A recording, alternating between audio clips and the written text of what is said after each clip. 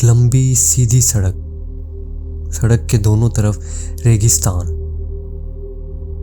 और आसमान पर दो सूरज चमक रहे और एक शख्स बिल्कुल उस रोड के बीचों बीच खड़ा ये नज़ारा देख रहा और उसकी कैफियत ऐसी कि पता नहीं वो अचानक से कहाँ पहुँच गया हो। उसको कुछ समझ नहीं आ रही कि उसके साथ क्या हो रहा है।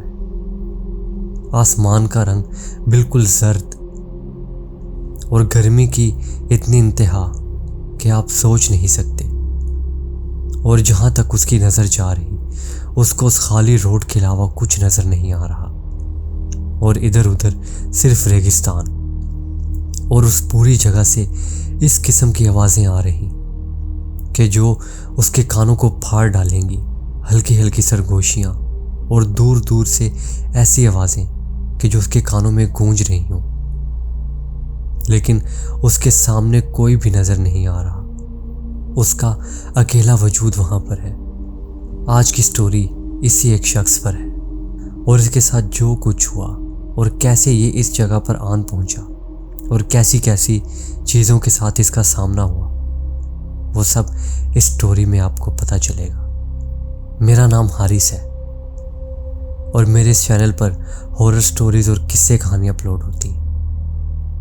आपको भी ऐसी स्टोरी सुनने का शौक है तो जल्दी से मेरे channel horror thrill with Haris को सब्सक्राइब करें और बेल आइकन को प्रेस करें ताकि इन फ्यूचर आपको ऐसी ही मज़ेदार स्टोरीज सुनने को मिलती रहे। आपके साथ भी ज़िंदगी में कभी कोई ऐसा इंसिडेंट हुआ है रियल, या आप अपने से कोई इमेजिनरी स्टोरी बनाकर मुझे सेंड कर सकते हैं, तो व्हाट्सएप नंबर पर शेयर करें या ईमेल पे शेयर करें जो कि नीचे डिस्क्रिप्शन बॉक्स में शो हो रही होगी। तो बगैर टाइम वेस्ट करते हुए आज की इस दिलचस्प और हॉरर स्टोरी की जानिब बढ़ते हैं। अस्सलाम वालेकुम, मेरा नाम अदील है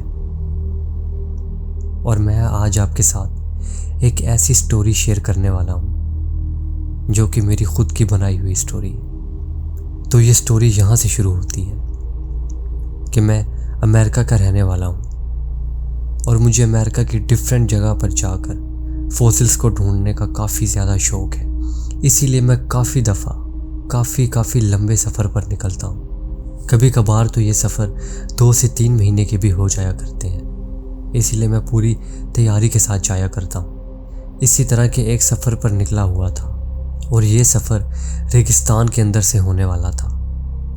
मतलब कि सड़क के दोनों तरफ खुला रेगिस्तान था। गर्मी की शदीद इंतहा थी, लेकिन मैं अपनी पूरी तैयारी के साथ जा रहा था। मेरी गाड़ी में फ्यूल के लिए 3 से 4 गैलन भी मौजूद थे। बेशक रास्ते में पेट्रोल पंप्स आ जाया करते हैं, लेकिन उसके बावजूद मुझे प्रिकॉशंस लेनी थी, या कोई भी ऐसी मुश्किल आन पड़े तो मेरे पास फ्यूल वाफिर मकदार में होना चाहिए। गाड़ी की रिपेयरिंग से रिलेटेड जो छोटा मोटा सामान गाड़ी को फिक्स करने के लिए यूज़ होता है वो भी तकरीबन मेरे पास था और स्पेयर टायर भी 5 से 6 गाड़ी के अंदर मौजूद थे। मैं पिकअप ट्रक की बात कर रहा हूँ जो अमेरिका में बहुत ज़्यादा आम है, जैसे कि रैम। ये बहुत बड़ी गाड़ी होती है, जैसे कि पाकिस्तान में वीगो या रेवो होते हैं। इसमें काफ़ी ज़्यादा सामान स्टोर किया जा सकता है और मैंने अपनी पूरी गाड़ी को लोड किया हुआ था। अपने प्रोफेशन से रिलेटेड भी टूल्स रखे हुए थे जो कि फॉसिल्स को सर्च करने के लिए यूज़ होते हैं। और मैं ऐसी जगह पर जा रहा था कि जहाँ पर बताया जाता है कि डायनासोर्स हुआ करते थे। तो मुझे काफ़ी उम्मीद थी कि मैं यहाँ से कुछ ना कुछ तो ढूंढ कर वापस लेकर जाऊँगा। मैंने गूगल मैप ऑन किया हुआ था और अपनी मंजिल की तरफ बढ़ता जा रहा था। अभी मैं उसी तरफ को बढ़ रहा था कि एक सीधे रोड पर एक मोड़ नज़र आया जो कि गूगल मैप पर शो नहीं हो रहा था, लेकिन लग तो ऐसा ही रहा था कि ये रोड सीधा उसी तरफ को जाएगा जहाँ को ये सीधा रोड जा रहा है। वो बिल्कुल सीधा रोड नहीं था, बल्कि बिल्कुल आहिस्ता से कर्व हो रहा था और उस कर्व का पता नहीं चल रहा था क्योंकि रोड काफ़ी तवील था। तो मुझे ऐसा लग रहा था कि जैसे ये उसी रोड की तरफ शॉर्टकट जाता होगा और मैं यहाँ से ज़्यादा जल्दी वहाँ पर पहुँच जाऊँगा। लेकिन हैरानी तो ये थी कि गूगल मैप पर कोई ऐसा कट शो नहीं हो रहा था। खैर मेरे पास टायर भी काफ़ी सारे मौजूद थे और इतना फ्यूल भी था कि अगर मैं गलत रास्ते पर आ भी गया तो फिर मैं इसी फ्यूल को यूज़ करता हुआ वापस भी आ सकता हूँ। और अगर ये तुक्का सही हुआ तो मेरा काफ़ी सारा टाइम बच भी सकता है, इसीलिए रिस्क तो लेना पड़ेगा।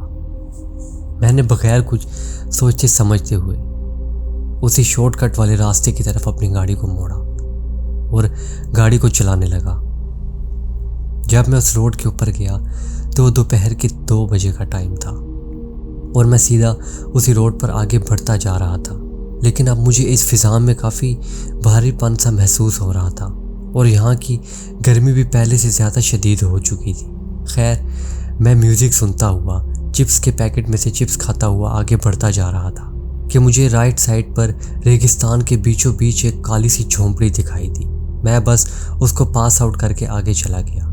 रुकने की तो जहमत ही नहीं की, क्योंकि इस वीराने में और इस गर्मी में वहाँ कौन ही रहता होगा। इसीलिए मैं आगे बढ़ता गया। आगे बढ़ते हुए अभी मुझे घंटा ही हुआ था कि मुझे दोबारा से वैसा ही मंजर दिखाई दिया। वो झोंपड़ी दोबारा से मेरे सामने थी, लेकिन मैं तो यही सोच रहा था कि ये उसी से मिलती जुलती कोई और झोंपड़ी या हट है, और वो हो भी कैसे सकती थी। मैं तो सीधे रोड पर जा रहा था, तो उस जगह से दोबारा गुजरने का तो कोई सवाल ही पैदा नहीं होता था। लेकिन जैसे ही मेरी नज़र आसमान की तरफ पड़ी तो आसमान का रंग बिल्कुल लाल सा लग रहा था, जो कि पहले ऐसा नहीं लग रहा था। आसमान पूरे पर जैसे लाली सी छाई हुई थी और वो नज़ारा काफ़ी अनरियल और गैर हकीकी लग रहा था। खैर मैं गाड़ी को कंटिन्यू करता रहा और आगे बढ़ता रहा। अभी फिर से 1 घंटा गुजरा तो वही हट दोबारा से मेरे सामने आई। अब मैंने अपनी गाड़ी को रोका और उस जगह को अच्छे से एनालाइज करने लगा और देखने लगा कि ये आखिर हट बनी किस लिए हुई है और इतने फासले बाद आ क्यों रही है। यहाँ पर तो कोई इंसान भी दूर दूर तक नहीं नज़र आ रहा और ना ही कोई गाड़ी मुझे पास आउट करके आगे गुजरी है। तो ऐसी जगह पर इन झोंपड़ियों को बनाने का क्या मकसद हो सकता है। लिहाजा मैंने घड़ी की तरफ देखा तो अभी 2 ही बज रहे थे और मैं तकरीबन 2 से 2.5 घंटे की मुसाफरत कर चुका था। और जब इस रोड पर एंटर हुआ था तब 2 बजे थे। मैंने अपनी आंखों पर ज़ोर से हाथ रखा और दोबारा से टाइम देखने लगा। मैंने सोचा हो सकता है कि मेरी वॉच पर टाइम गलत हो। मैंने अपने मोबाइल पर टाइम देखा तो वही टाइम मोबाइल पर भी शो हो रहा था, मतलब कि 2 ही बजे हुए थे। मैंने अपनी गाड़ी की डैशबोर्ड क्लॉक में चेक किया तो वहाँ भी 2 ही बज रहे थे। लेकिन मुझे अच्छे से याद था कि मैंने इस सड़क पर एंटर होते ही टाइम देखा था, तब 2 बजे का टाइम था। और तब से लेके अब तक ये सेम टाइम कैसे शो हो सकता है। मेरा दिमाग तो कुछ और सोच ही नहीं रहा था।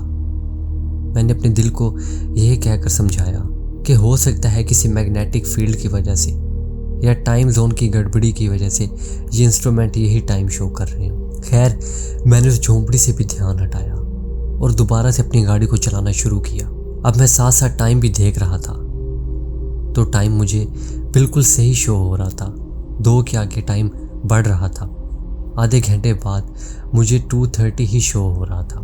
खैर मैंने सोचा हो सकता है किसी मैग्नेटिक फील्ड की डिफरेंस की वजह से ये हुआ हो। लेकिन दोबारा से जब मैं घंटे की मुसाफरत कर चुका तो वही झोंपड़ी बिल्कुल मेरे सामने आई।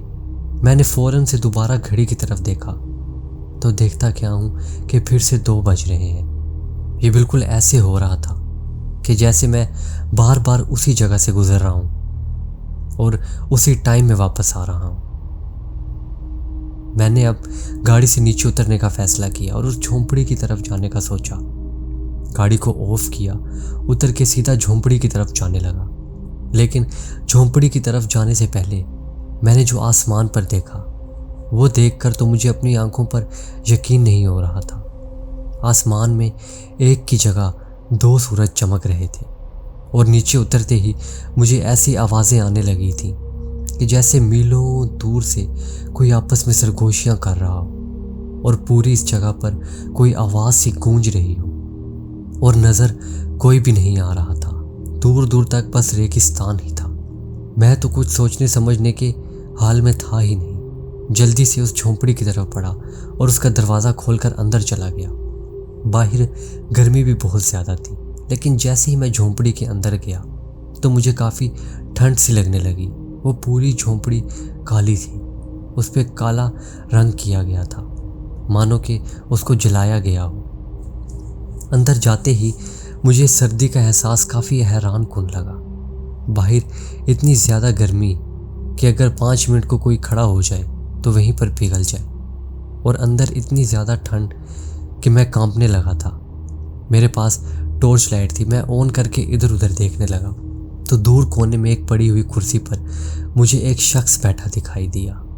वो अपनी आंखों को अपने हाथों से कवर कर रहा था कि जैसे टॉर्च लाइट उसको डिस्टर्ब कर रही हो, और वो धीमी आवाज़ में कहने लगा, बेटा इसको बंद करो, ये मेरी आंखों को चुंधिया रही है।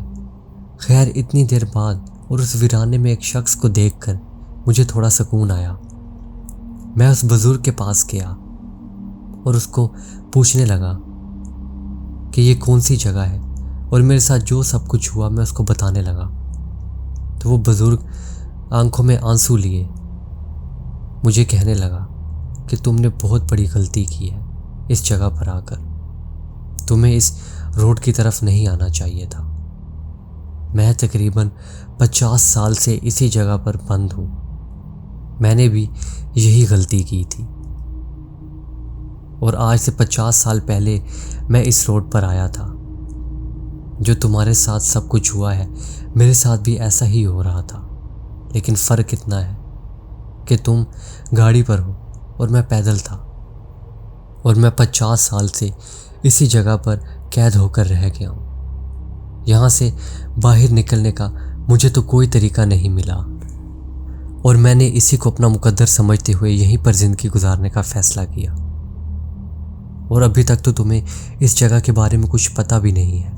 ये जगह हमारी दुनिया से बिल्कुल अलग है। तो मैं उनको कहने लगा, हमारी दुनिया? क्या मतलब हमारी दुनिया? ये भी हमारी ही दुनिया है। तो उस बुजुर्ग ने आगे से जवाब दिया कि जिस रोड से तुम इस जगह पर आए हो वो दूसरी दुनिया के अंदर आ जाता है, और एक दफ़ा तुम इस जगह के अंदर आ गए तो मुझे नहीं पता कि वापस कैसे जाओगे। इन 50 सालों में मैंने कई कोशिशें की, लेकिन एक भी कामयाब नहीं हुई, और अब मुझे तुम्हारे लिए बहुत ज़्यादा दुख हो रहा है कि तुम भी इस जगह पे कैद हो चुके हो। उस बुजुर्ग की ये बातें सुनकर मेरा दिमाग काफ़ी ख़राब हुआ। मैंने उनके ऊपर गुस्सा भी किया और उस झोंपड़ी में से सीधा निकलकर बाहर की तरफ चला गया। लेकिन फिर बाहर का नज़ारा भी ऐसा था कि मुझे मजबूरन उस बुजुर्ग की बातों पर ना चाहते हुए भी यकीन करना पड़ा। आसमान पर वो 2 सूरज का होना, ऐसी आवाज़ों का आना और वहाँ पर किसी का भी ना होना मुझे काफ़ी उलझन में डाल रहा था। मैं दोबारा से उस बुजुर्ग के पास गया और उससे इस जगह के बारे में पूछने लगा। तो उन्होंने कहा कि तुम बार बार इस जगह से इसीलिए गुजर रहे हो क्योंकि यहाँ पर तुमने इस दुनिया का अभी तक कुछ भी खाया पिया नहीं है। जब तुम यहाँ से कुछ भी खा पी लोगे तो फिर तुम इस दुनिया में दूर तक जा सकते हो और यहाँ से वापस बार बार नहीं गुजरोगे, जहाँ चाहे जा सकते हो। लेकिन यहाँ से बाहर कैसे जाओगे ये मैं नहीं जानता। और यहाँ पर काफ़ी अजीब किस्म की क्रिएचर्स भी हैं जिनको काले साए कहते हैं। ये जिस झोंपड़ी में तुम अभी हो ये मेरी खुद की बनाई हुई नहीं है, बल्कि एक काला सा साया, कहने को सिर्फ साया है लेकिन उसका वजूद फिज़िकल है।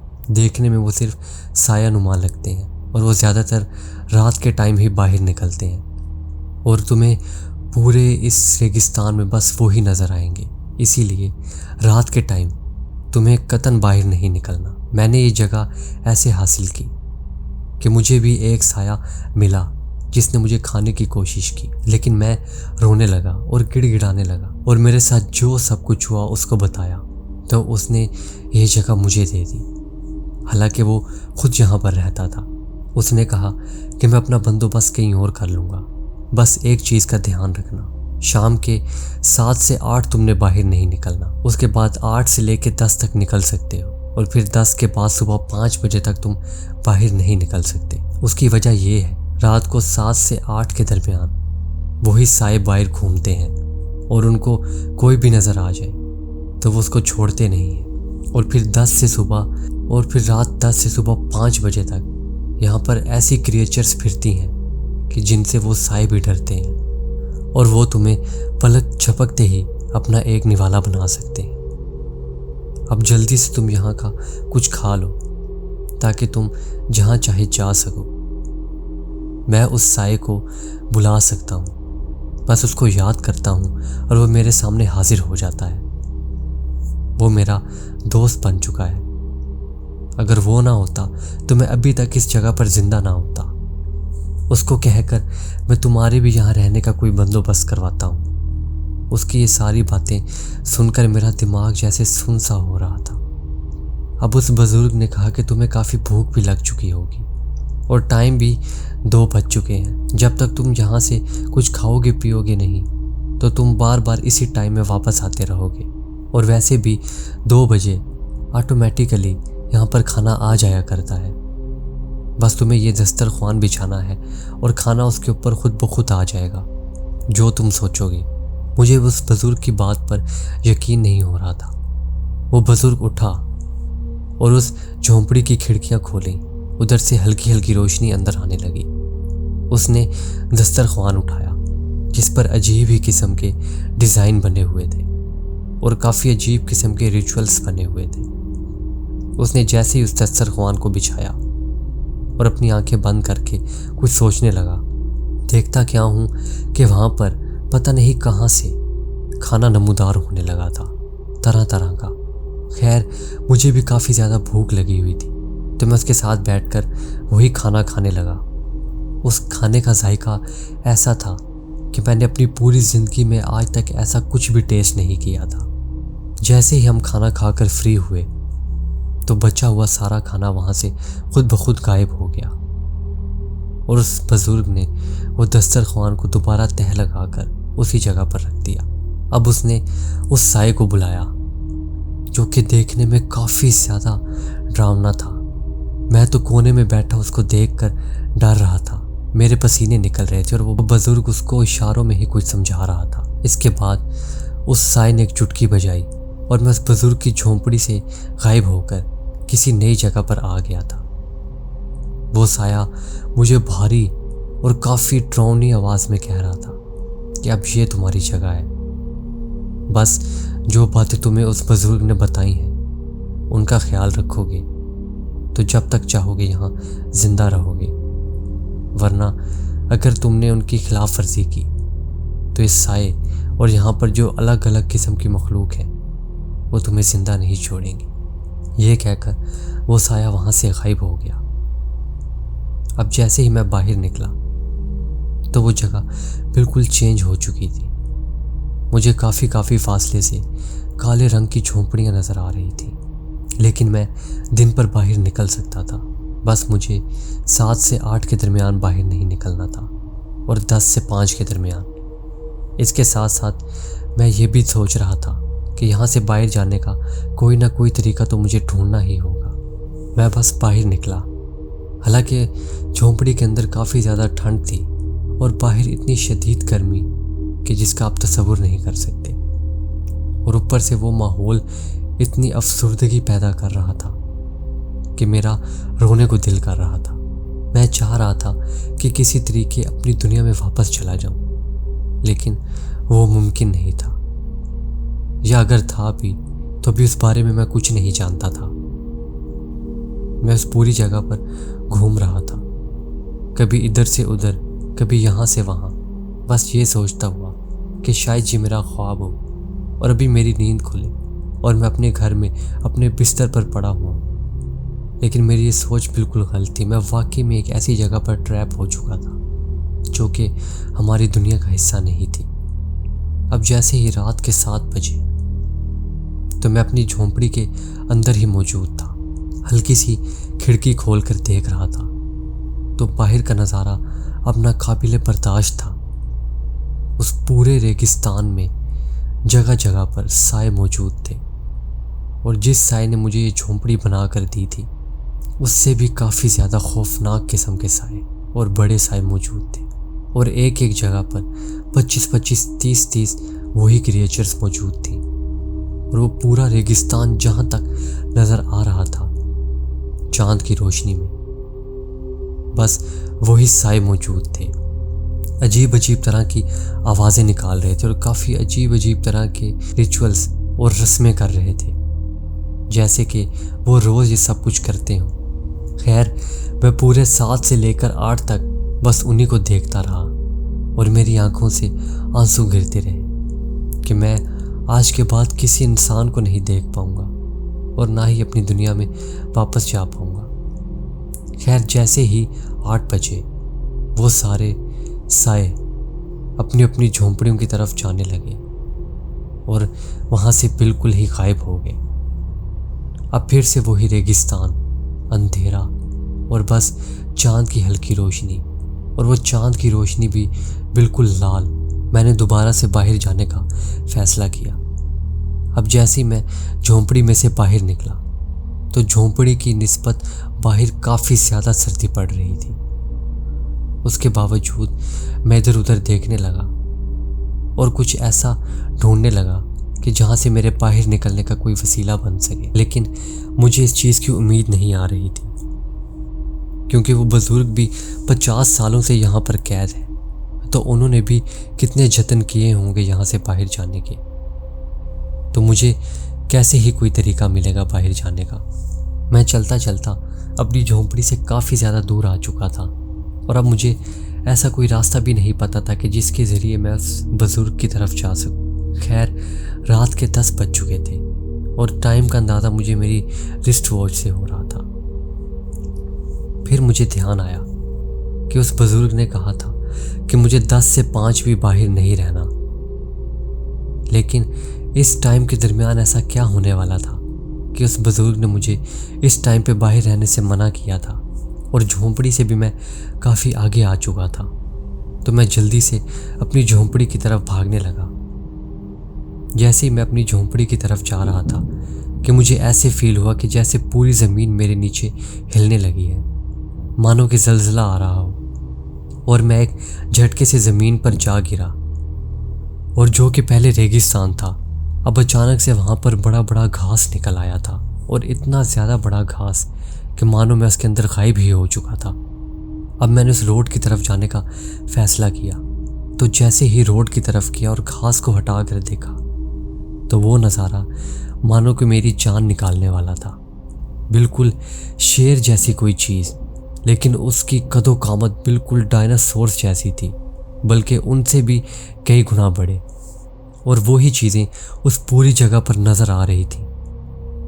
मानो ऐसा लग रहा था कि मैं डायनासोर्स को ही देख रहा हूँ, और उस पूरी जगह पर वो भरे पड़े थे, इधर से उधर जा रहे थे और चीज़ों को सूंघ रहे थे और काफ़ी खौफनाक किस्म की आवाज़ें निकाल रहे थे। और उनकी आवाज़ें इतनी तेज़ और शदीद थीं कि मेरे कानों से खून निकलने लगा। मैंने अपने कानों को अपने हाथों से बंद किया और दोबारा से लेट गया उसी घास के अंदर, ताकि वो चीज़ें मुझे देख ना पाएं। और साथ साथ मुझे ये भी डर था कि अगर यहाँ से गुजरते हुए किसी का पाँव मेरे ऊपर आ गया तो मैं तो नहीं बचूंगा। लिहाजा मैं उस घास के अंदर से ही हल्का हल्का सा अपनी झोंपड़ी की तरफ बढ़ने लगा। झोंपड़ी की तरफ जैसे ही पहुंचा तो मेरे झोंपड़ी के तकरीबन काफ़ी ज़्यादा एरिया में घास नहीं बल्कि वही रेगिस्तान था। इसीलिए जैसे ही मैं उस घास से बाहर निकला तो उन सारी चीज़ों ने मुझे देख लिया और दूर से भागकर मेरे पास आने लगी, और वो ज़मीन इतनी ज़्यादा हिलने लगी कि मेरे से चलना भी मुश्किल हो रहा था। किसी तरीके मैं जल्दी से भागता हुआ लड़खड़ाता हुआ अपनी झोंपड़ी की तरफ पहुंचा और अंदर जाते ही झोंपड़ी का दरवाज़ा बंद कर दिया। जैसे ही मैंने उस झोंपड़ी का दरवाज़ा बंद किया तो वो चीज़ें वहाँ से ऐसे दूर जाने लगीं कि जैसे उन्होंने कुछ देखा ही नहीं। बस अब मैं समझ चुका था कि उस बुजुर्ग ने जो सब बातें की थी वो सब सच थी। और उस घास से भागते भागते मेरे जिस्म पर उस घास की वजह से ऐसे निशान लगे थे कि मानो मुझे किसी ने छुरियों से कट लगाए हो। ना ही मेरा कुछ खाने का दिल था, ना ही कुछ और करने का दिल था। खैर, मैं किसी तरीके रोता रोता और अपने आप को दिलासे देता हुआ मैं अल्लाह का नाम लेते लेते और जो कुछ मुझे सूरतें वगैरह याद थी वो पढ़ता पढ़ता सो गया। और जैसे ही तकरीबन सुबह 6 बजे मेरी आंख खुली तो मैं जल्दी से उठा और वो झोंपड़ी देखकर दोबारा से मैं ज़ोर ज़ोर का रोने लगा कि ये सब कुछ ख्वाब नहीं था बल्कि सच में मेरे साथ हो रहा था और मैं इस जगह पर हमेशा के लिए ट्रैप हो चुका हूँ। काफ़ी देर मैं यूं ही अफसुर्दा अंदर पड़ा रहा। उसके बाद मैं बाहर निकला, लेकिन बाहर निकलते ही एक चीज़ जो मैंने नोट की उस पर मुझे यकीन नहीं हो रहा था। वो बात ये थी कि आसमान पर 2 की बजाय एक ही सूरज था। अब बाहर ना ही तो कोई ऐसी आवाज़ें आ रही थीं जो कि मुझे पिछले दिन आ रही थी और ना ही फिज़ा में कोई ऐसा भारीपन महसूस हो रहा था। और जो गाड़ी मैंने उस बुज़ुर्ग की झोंपड़ी के बाहर खड़ी की थी वो मुझे अपने सामने नज़र आ रही थी। खैर मैं समझ चुका था कि मैं उसी बुज़ुर्ग की झोंपड़ी के अंदर मौजूद हूँ। मैं उस पूरी जगह देखने लगा, लेकिन वो बुज़ुर्ग आदमी मुझे कहीं भी नहीं मिला। मैं जल्दी से अपनी गाड़ी की तरफ बढ़ा और गाड़ी के अंदर बैठा और अपने अल्लाह को याद करने लगा। मुझे ऐसा लग रहा था कि जैसे मैं अपनी दुनिया में वापस आ चुका हूँ, लेकिन इस बात पर यकीन करने को दिल नहीं कर रहा था क्योंकि वो बुज़ुर्ग इतनी मेहनत के बाद भी यहाँ से बाहर नहीं निकल पाया था। तो मैं बगैर कुछ किए यहाँ से बाहर कैसे निकल पाया? लेकिन जो सब कुछ मैं देख रहा था वो उस दुनिया का भी नहीं था। मतलब कि आसमान पर एक ही सूरज था और ना ही आसमान का रंग वैसा था और ना ही मुझे कोई आवाज़ें सुनाई दे रही थी। मैंने उसी झोंपड़ी से अपनी गाड़ी को पीछे की तरफ मोड़ा और जितनी तेज़ी से हो सकता था गाड़ी को भगाया। और ये देखकर मेरी आंखों में खुशी के मारे आंसू आ गए। मैं अपने बिल्कुल सामने वो हाईवे देख रहा था कि जहाँ से मैं कट लेकर इस हाईवे की तरफ आया था। और ये सब कुछ मुझे अब ऐसा महसूस हो रहा था कि जैसे मैं उस झोंपड़ी के अंदर सोया तो ये सब कुछ मैंने ख्वाब में देखा। लेकिन मुझे अपने पूरे जिस्म पर काफ़ी दर्द महसूस हो रही थी, लेकिन मेरे कपड़े कहीं से भी फटे हुए नहीं थे। मैंने अपनी शर्ट को उतार कर देखा तो मेरे जिस्म पर वही कट मौजूद थे जो कि मुझे पिछली रात उस बड़ी बड़ी घास की वजह से लगे थे, जिससे इस बात का तो अंदाज़ा हो चुका था कि मैं वाकई में उस जगह से होकर आ रहा हूँ। और मुझे उस बुज़ुर्ग के लिए काफ़ी रोना भी आ रहा था, लेकिन मैं ये सोचकर हैरान हो रहा था कि मैं वहाँ से निकलने में कामयाब कैसे हुआ और कैसे इस दुनिया में वापस आ गया। अगर उस दुनिया में सच में मौजूद था कि जिसकी निशानदेही ये निशान कर रहे हैं जो कि मेरे जिस्म पर मौजूद है, तो वो बुज़ुर्ग भी वहाँ पर सच में मौजूद था। वो साए और वो दूसरी मखलूक, वो सब कुछ वहाँ पर मौजूद था और उस बुज़ुर्ग की बताई हुई बातें भी सब सच थीं। तो आखिरकार मैं अपनी दुनिया में कैसे वापस आया? मैंने बगैर देर करते हुए उस रोड की तरफ गाड़ी को मोड़ा और अपने घर की तरफ जाने लगा। आज तक मुझे वो नज़ारा और उस दुनिया में गुजारा एक एक लम्हा आज तक याद है और मैं उसको याद करके गमगीन हो जाता हूँ, उस बुज़ुर्ग के लिए भी। लेकिन मैंने अक्सर अपने दोस्तों के साथ वहाँ जाने का फ़ैसला भी किया, लेकिन उस रोड पर कई बार गुजरने पे भी वो शॉर्टकट मुझे कभी भी दिखाई नहीं दिया, मानो जैसे कि वो रास्ता वहाँ मौजूद ही नहीं था। और उस दिन ने मेरी ज़िंदगी में कैसा कड़वा सच छोड़ दिया था कि अब मुझे दूसरी दुनिया पर यकीन होने लगा था, जिसको मिरर या पैरेलल वर्ल्ड कहते हैं। उम्मीद करता हूँ कि आपको आज की स्टोरी काफ़ी ज़्यादा पसंद आई होगी। अगर आपको स्टोरी पसंद आई है तो वीडियो को थम्स अप दें। मिलते हैं नेक्स्ट वीडियो में नेक्स्ट स्टोरी के साथ। तब तक के लिए टेक केयर। अल्लाह हाफिज़।